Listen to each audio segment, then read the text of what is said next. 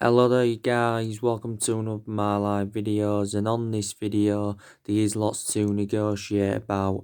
So I am going to be giving you the big news on Ed Woodward. Also, a bit later on in the video I'm going to delve into some transfer news. I'm going to be talking with you about Kai Havertz from Bayer Leverkusen. Haven't spoken to you about him for quite a while. Also going to be talking with you about Jack Grealish and James Maddison. Which one do you think Manchester United should sign? Because it is a debate, between Jack Grealish and James Maddison. But obviously, reports are emerging out saying that our preference is Jack Grealish over James Maddison. I'm going to talk with you a bit more about Jadon Sancho, and also, may mention Harry Kane. So I am going to start with, Ed Woodward. So I was reading reports, I've been reading reports this morning, and it actually, says that Ed Woodward is no longer involved in our recruitment process. So actually, this is very, very good news, and this is, probably the best news since the Alex Ferguson era. Obviously, the only disappointing news regarding Ferguson was obviously, when he had to retire back in 2013. So yeah, Ed Woodward is no longer involved in our recruitment process.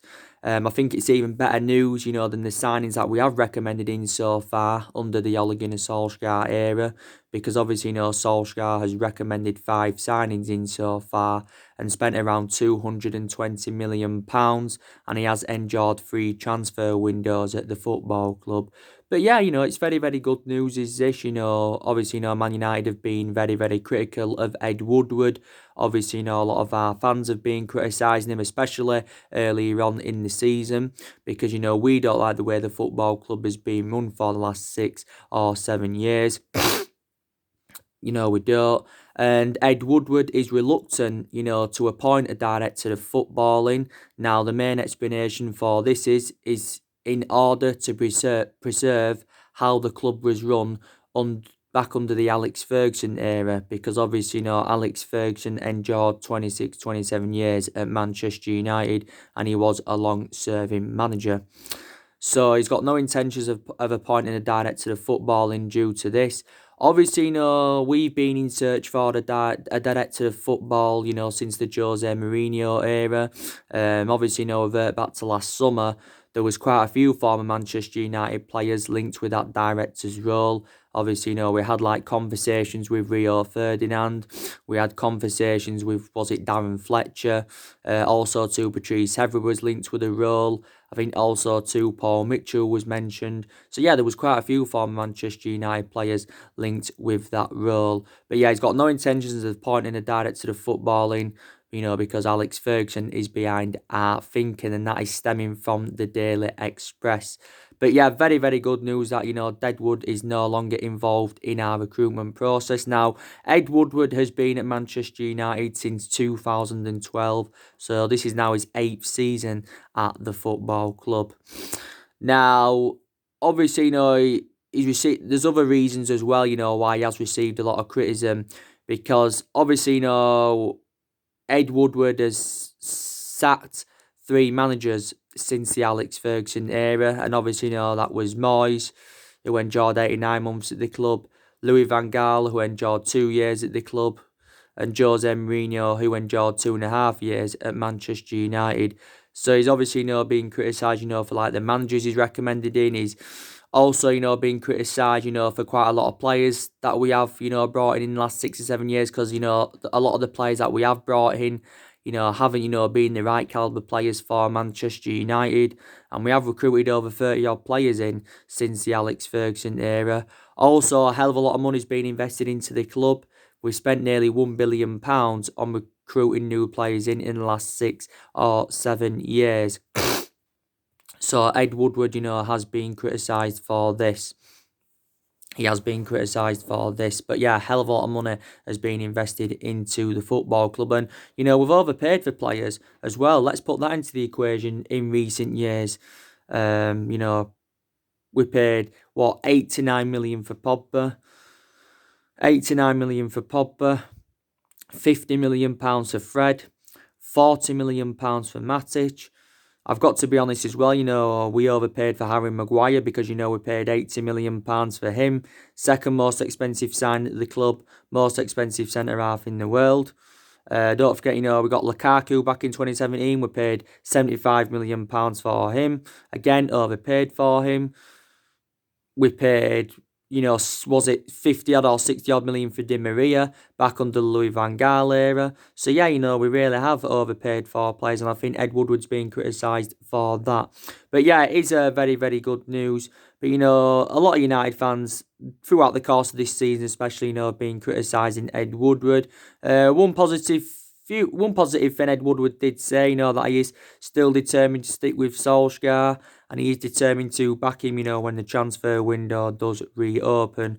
We've also, been doubting, the club's ownership throughout the course of this season. The Glazers, the Glazers have been at Manchester United since 2005, and they've been here now 15 years. I mean, they have actually, generated a lot of money.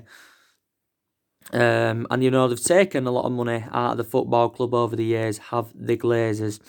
So that's the breaking news regarding Ed Woodward, and I do believe a lot of Manchester United fans would have updated you on it, and would have been very, very delighted in that. So that's the latest news on that.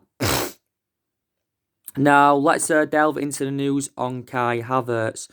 So I've just been reading reports, and I think, this is stemming from the German press, and they've said that Kai Havertz is open, to leaving Bayer Leverkusen when the transfer window does reopen, and he's, keen on making a move to the Premier League. He's open to moving abroad. It says Liverpool have expressed their interest in, where Liverpool have been long admirers of Kai Havertz, and it also says my club, Manchester United, have been in for him. I think it also says Barcelona, and I think Madrid have also been in for him. So quite a few clubs have expressed their interest.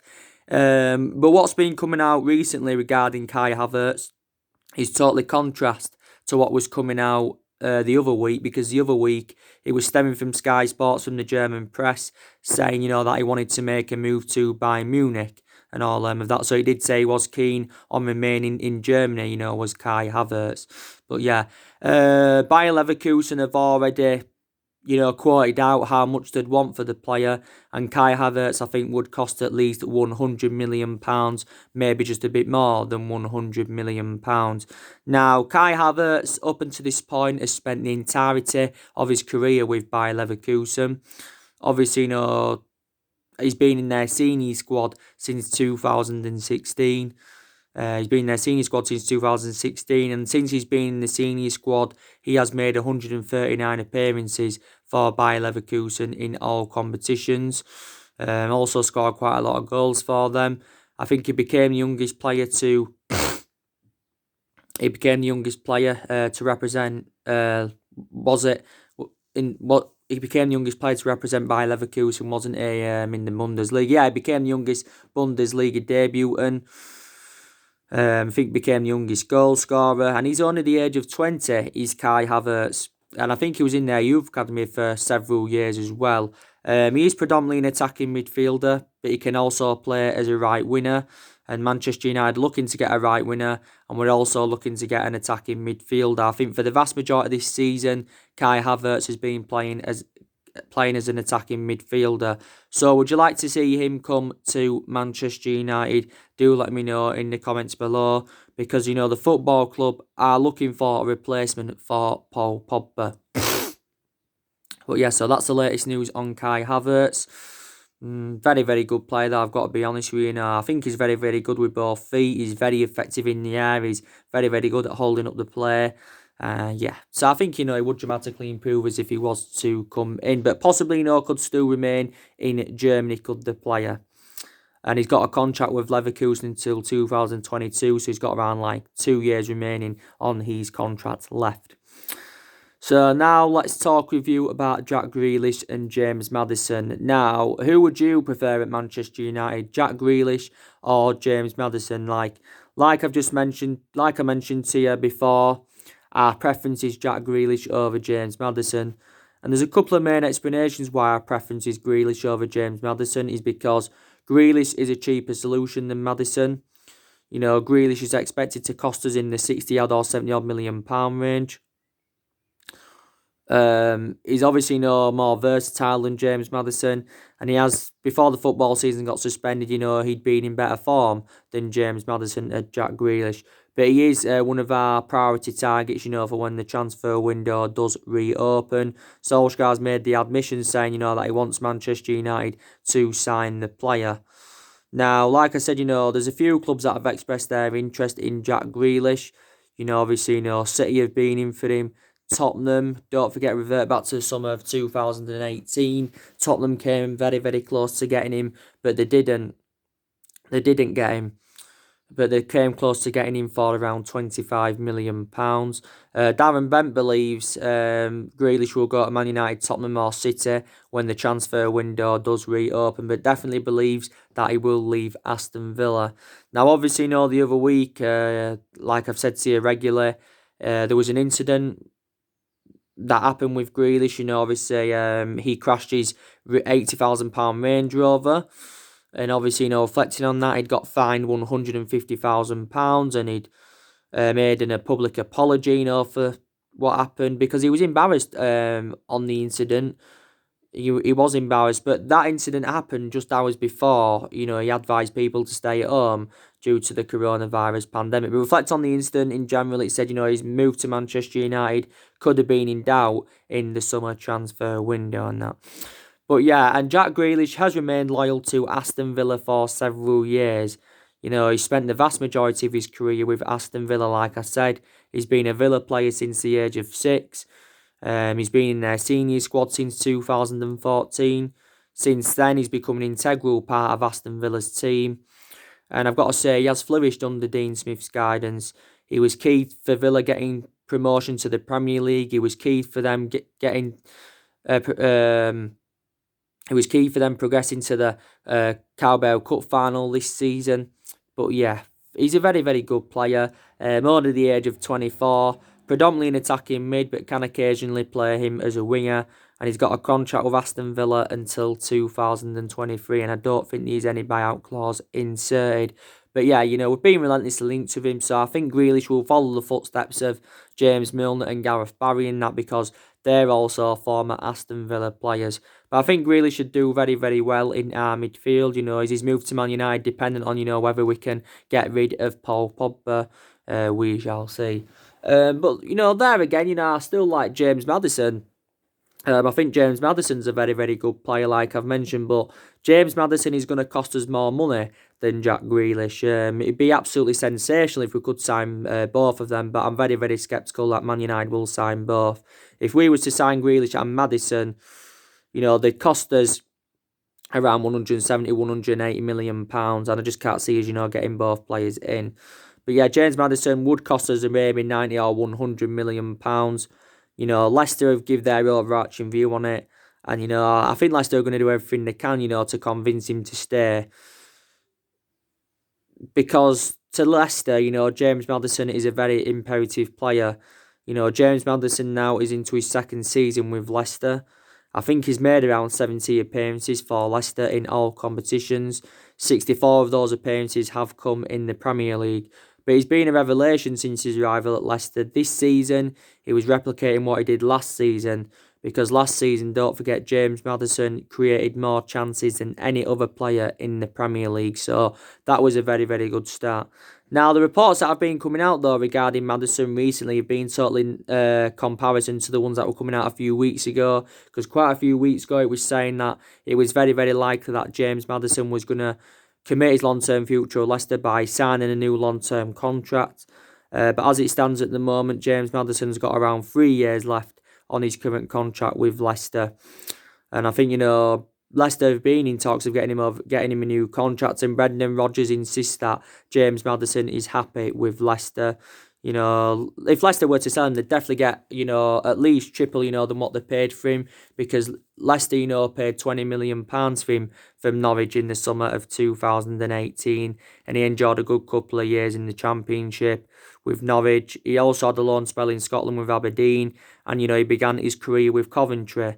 That's where he began his, you know, youth career with Coventry and that. And quite a few teams were tracking him then. and he is only at the age of 23 is James Maddison, and he is predominantly an attacking midfielder. Like I said, Leicester recruited a good 5 or 6 players in, was it last summer and that? But, they've lost quite a few of their imperative players in recent years. Don't forget, we got Harry Maguire off them for £80 million, so we've already done business with Leicester. They lost Mahrez to City in the summer of 2018 and lost N'Golo Kante and Danny Drinkwater to Chelsea. So they lost, quite a few of their imperative players in recent years. But them players are let go, they did generate quite a bit of money for their departures and that. But there's no main explanation at the moment anyway why Maddison would want to leave, because Leicester, have done very, very well throughout the course of this season. I think they're sitting, second or third in the Premier League. But some Man United fans, believe it or not, would prefer Maddison over Grealish. But as it stands, our actual preference is Grealish over James Maddison. But yeah.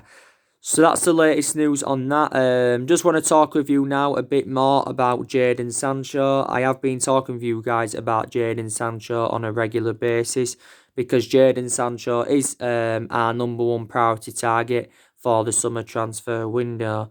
Now, I was reading recent reports, and this was stemming from Julia Lawrence, who is a European expert, and he said it's a very high possibility that Jadon Sancho will join Manchester United when the transfer window does reopen. Now, obviously, a number of clubs have been in for him, including Chelsea. Liverpool have been in for Sancho. Real Madrid, I think, have been in for him, so too of PSG. But I think, he's ruled himself out of making a move to Chelsea as Jadon Sancho. And I'm very, very sceptical that he'll go to Liverpool. For Liverpool, to get him, they'd have to sell either Salah, Firmino or Mane. So, obviously, that Jadon Sancho would be assured to get game time week in, week out. But Sancho has revealed his preference is a move to Manchester United. And one of the main explanations for that is because of the friendship he has got with Marcus Rashford. He's got a very, very good friendship with Marcus Rashford as Jadon Sancho. And I think, as far as I know, we're the only club that are willing to meet Borussia Dortmund's asking price. Borussia Dortmund have said they want at least £100 million. But probably, Man United will end up paying around £120 million for the player. But either figure, is going to make him our most expensive signing, and it's going to make him a record signing in the Premier League and the most expensive British player in history. Now, it obviously, has revealed, that we've been in contact with Jadon Sancho's agent for a couple of months, and we have been working on his contracts. That was stemming from Fabrizio Romano the other week. But yeah, we have been relentlessly linked with him. Obviously, don't forget, revert back to last year, Manchester United were in for Jadon Sancho. But the main explanation why we didn't get him last year is because, we had no Champions League football to offer. Put into the equation as well, there has been a lot of uncertainty over Ole Gunnar Solskjaer's future at the football club. So there you go. It did say, if we had to fail to get qualification for the Champions League for next season, that Jadon Sancho will reject a move to Old Trafford. Now, Borussia Dortmund do remain ruthless over their valuation, despite, the coronavirus pandemic. That isn't convincing them, to lower their asking price. So Borussia Dortmund definitely do remain ruthless over their valuation. But they did say they will not stand in Jadon Sancho's way if he wants to leave in the summer transfer window. I think it did say, the other week that we're willing to offer Jadon Sancho around £400,000 a week. So that will make him the best paid player. Plus, we're willing to offer him the iconic number 7. And like I've said to you, I've had a lot of good number 7s up and down the generations. Our recent number 7s, though, haven't been too good, but I think Sancho would operate very, very well in our number 7, definitely. But there's other numbers, he could possibly, fulfill, so there's various options. But Jadon Sancho is predominantly a right winger, and obviously, Man United are in search for a right winger. He is only the age of 20, just recently turned 20 years of age. And I just think, Sancho would go well alongside Rashford and Anthony Martial and that in our attacking line. Yes, he really, really would. And now Jadon Sancho is into his 3rd season as a Borussia Dortmund player. He's been a revelation since his arrival in Germany. He was dropped in quite a lot of games earlier on in the season, though, was Jadon Sancho. He's still got 2 years remaining on his contract with Dortmund. Dortmund will make a huge profit on the player, because obviously, they only paid £7 or £8 million in from Man City. And this is another there's another main explanation why it's beneficial for him to come to Man United, because obviously he's played in Manchester before and he's well proven in the Premier League. He did enjoy 2 years at Man City, but never got assured any first team opportunities at Man City. And this is the main explanation why he left City to join Borussia Dortmund. Now, Borussia Dortmund are looking for an adequate replacement for him. Don't forget, Ferran Torres is on their agenda from Valencia. Now, it said recently, Borussia Dortmund put a £35 million bidding for him. Ferran Torres has got a £87 million release clause in his contract with Valencia. Now, it said recently, we're determined to battle Borussia Dortmund for his signature, because, we're seeing Ferran Torres as an alternative to Jadon Sancho. So what I mean is, if we miss out on Sancho, we'll look at the possibility of getting Ferran Torres. Ferran Torres would be a cheaper solution. He is predominantly a right winger, and he is the same age, I think, as Sancho. He's 20 years of age. So we are seeing him as an alternative to Sancho. But we've had a few players on our agenda, who we're seeing as an alternative to Jadon Sancho. But I'm still very, very convinced that Manchester United can sign Sancho. And I think, I'm going to put this on my title and video. I think us signing Sancho could actually, convince Harry Kane, to come to the football club. Now, I've been keeping you up to date of what's been going on with Harry Kane, haven't I, on a regular basis. Now, there's a few pundits out there that believe that Harry Kane will leave Tottenham. And you've got a few pundits, that believe he would be a great addition to the Manchester United team. Obviously, you've had Roy Keane that's urged us to sign him. You've had Gary Neville that's had his overarching view on it. And he said, Manchester United, should sign him and he'd be a great signing for the club. That's what Gary Neville had said. Also, too, Danny Murphy said, we should go all out to sign Harry Kane. But, the problem is he's just going to cost too much money, because Harry Kane has been offered to Manchester United, and Daniel Levy, who's the Tottenham chairman, he's agreed that Tottenham will let him leave in the summer. And that's providing, they'll agree to let him leave, providing, that we're willing to be their asking price. And Tottenham have quoted out that they want a world record fee of £200 million. Now, if Man United were to pay this would make Harry Kane the joint most expensive player in the world, because the most expensive player in the world is Neymar, who PSG paid around £200 million for. I'm just very, very sceptical that, we will pay £200 million for Harry Kane, because like I've said to you, there's been other strikers on our agenda that are much cheaper solutions than him. Werner's available for £50 million, that's his release clause, so he'd cost 4 times less than Kane. Erling Haaland, cheaper solution than Kane. Aubameyang, he's a much cheaper solution than Harry Kane. So I just don't think, I think he'd, improve as Kane if he was to come in, and we probably would be title contenders if he came in, but I just think £200 million is too much money for the player. Now, Tottenham, of course, are looking to ease their financial worries, because Tottenham are still paying for their £1 billion stadium. They're still paying for the £1 billion stadium. I think, they still owe around 630 odd million on the stadium loan, and I think around £83 million is it on transfer fees. Harry Kane, of course, made the admission, was it last month? Reflecting on the admission, it had fueled a lot of speculation up, because Harry Kane came out and said that he could decide to leave Tottenham if they fail to match his ambition. And Harry Kane has obviously reeled his ambition, and his ambition is to win some silverware, and he's not experienced any of this with Tottenham so far. And obviously, he's been at Tottenham for several years. He was in their youth academy for a good 4 or 5 years. He's been in their senior squad since 2011 as Harry Kane. And he's actually Tottenham's third highest goal scorer in their history, because Harry Kane has got 181 goals in all competitions.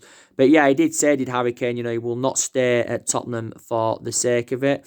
I have got an element of concern about Harry Kane. He is injury prone, he's Harry Kane. He has been out with a hamstring injury since New Year's Day, and he's sustained quite a few injuries during his career with Tottenham. Now, Man United have been tracking Kane, I think, for the last 5 years. Is it 5 years, I think, now? But we're not the only club that have been in for him. Don't forget Real Madrid have been in for him. Real Madrid, like I said, have done business with Tottenham in the past, because they got Gareth Bale off them. They also got Luka Modric off them. Don't forget. And Real Madrid, looking to, make more signings. Also, too, Juventus and Manchester City have expressed their interest in Harry Kane. Now, of course, Harry Kane has still got around 4 years remaining on his contract with Tottenham, because he's under contract with them until 2024. Don't forget, back in the summer of 2018, Harry Kane had signed a 6-year deal, I think worth around £200,000 a week. But the reports that have been coming out, recently regarding Harry Kane were totally comparison to the ones that were coming out the other week, because it said the other week that Daniel Levy had said that Tottenham had no intentions of selling Harry Kane. That's what it had basically said. But there again, Sky Sports said recently, that Tottenham will not sell Harry Kane to Man United or any other Premier League rival. As you all know, Daniel Levy is a hard negotiator when it comes to recruiting players in Tottenham. But there again, he's a very, very good businessman. And like I said, we've done business with Tottenham in the past. We got Berbatov off them. We also got Michael Carrick off them. So yeah, there's a possibility chance that Harry Kane will leave Tottenham in the summer. And Tottenham, can't win anything in terms of silverware this season because they're not in the FA Cup. They're not in the Champions League. Don't forget, Tottenham have lost a few of their imperative players. They lost Christian Eriksen back in January to Inter Milan after Eriksen endured 7 years with Tottenham. They lost Danny Rose. He went out on loan to Newcastle. So let's just put that into the equation, But yeah, I do believe Harry Kane, will leave Tottenham. He's 26 years of age, so he's still in his prime and he has still got a lot of years ahead of him. But I think it would be a great sign if Manchester United did get him in. So yeah, us signing Sancho, could play a part in Harry Kane coming to Manchester United. But we are seeing Harry Kane as an adequate replacement for Romelu Lukaku and that, to be quite honest with you. So that's the latest on all of the transfer news and that. Obviously, yesterday I kept you up to date with the news on Donny van der Beek. You already know the news on him. I also, kept you up to date of what was going on with Kalidou Koulibaly. What's going on with him. So yeah, but it's good, that Ole Gunnar Solskjaer has revealed his plans for the summer transfer market. I do like, what Ole Gunnar Solskjaer said, was it last week? Because he did insist that, we will exploit the transfer market when the transfer market, does reopen. And Solskjaer, believes we can get the right calibre players into the football club in the summer because he knows that a lot of teams are under financial pressure across the world due to the coronavirus pandemic. And he knows, a lot of clubs, will have to offload some of their players to generate money. Solskjaer's already identified the areas where he wants to strengthen up. Of course, Solskjaer wants to bring a centre forward in. He wants to bring a right winger in. He also wants to bring a midfielder in. There's been rumours emerging out saying that, we're keen on getting a centre half in, and there's been a few centre halves on our agenda. But to be quite honest with you, I don't think Man United will get a centre half in the summer transfer window. It's not the main priority area where Manchester United do need to strengthen up.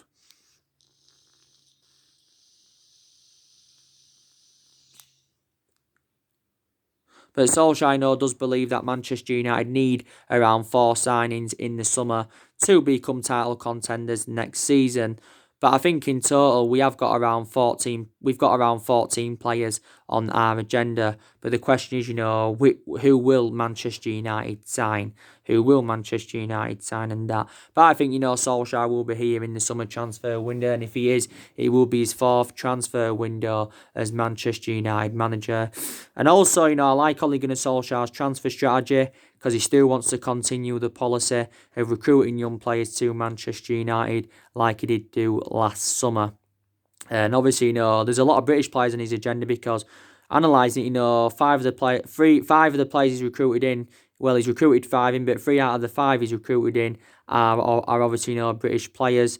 Daniel James is British, Pisaka's British, and also too, Harry Maguire is British. But it is a transition period.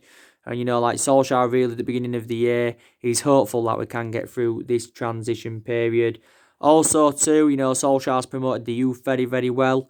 because the young players have been given their opportunities this season, which is very, very good news.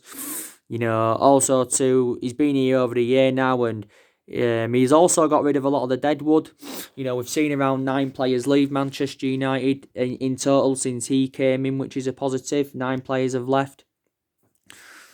9 players have left, and he's planning to get rid of around 5 or 6 players when the transfer window reopens. I think we're going to get around £150 million to spend when the transfer window does reopen. That's our transfer budget. But obviously the budget will increase if we can sell players.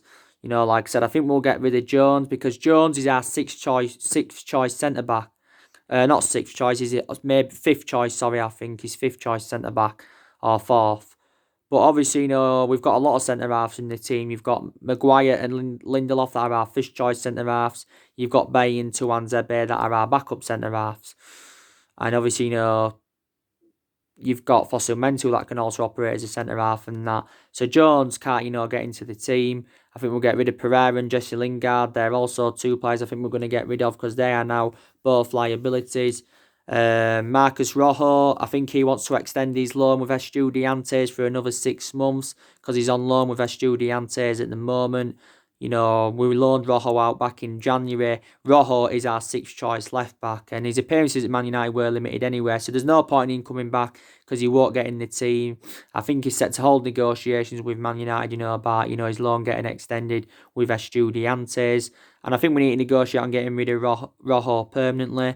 We'll probably get rid of Chris Smalling permanently. So players are going to be, definitely leaving Manchester United in the summer and that. But yeah, so Solskjaer does deserve at least another season at the football club without a shadow of a doubt. But he does deserve a lot of credit so far. And like I said yesterday on my video, yesterday night, we have really improved in the transfer market under Solskjaer. What I mean is, we have been a bit more sensible with our recruitment and that.